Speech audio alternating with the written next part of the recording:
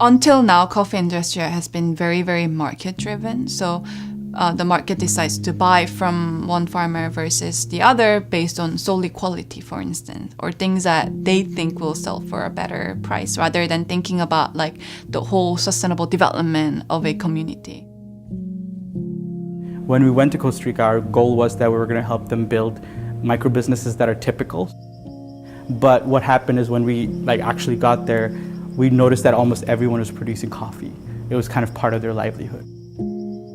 But they never looked at coffee as a business opportunity. It's a cash crop that you pick up once every year during the harvest and you sell it to whoever is paying you the best price, which is usually at a loss. It's just something in your backyard. One realization while we were in Costa Rica was just the income disparity that existed in the coffee supply chain, right? So they were barely making $3 per kilogram of coffee, whereas we were, as consumers, paying $60 easily for a fair trade coffee. Income disparity is one of the biggest things that we saw, but another thing was a gender issue that was really prevalent in the coffee farming communities. And I think a lot of the farming communities in general face this gender gap. They face a lot harsher environment to compete or negotiate for their coffee to be sold in a global market, or even locally, they were facing a lot more difficulties. Another thing that we saw was the excess of education or training or any sort of information that these smallholder women producers have in comparison to their male counterparts was very, very limited. So there were like a few intersectional things that we were like, okay, this should be the group that we work with.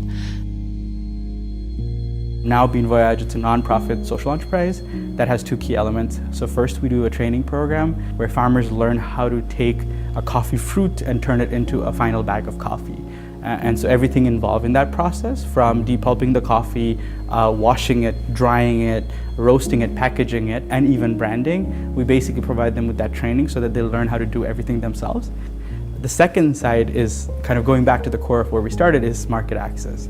So we still connect our farmers to buyers of coffee. So coffee shops, offices that consume coffee, and individual consumers who want to buy coffee. And what that does is ensures a 300% increase in their income from what they earn from intermediaries. So kind of drastically increases their income and then allows them to lead their communities towards a sustainable future.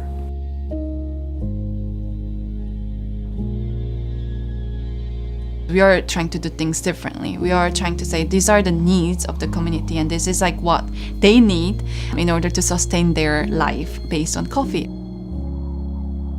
Otherwise, in 50 years, we're not going to have any coffee farm that wants to farm anything but cash, like immediate cash crop.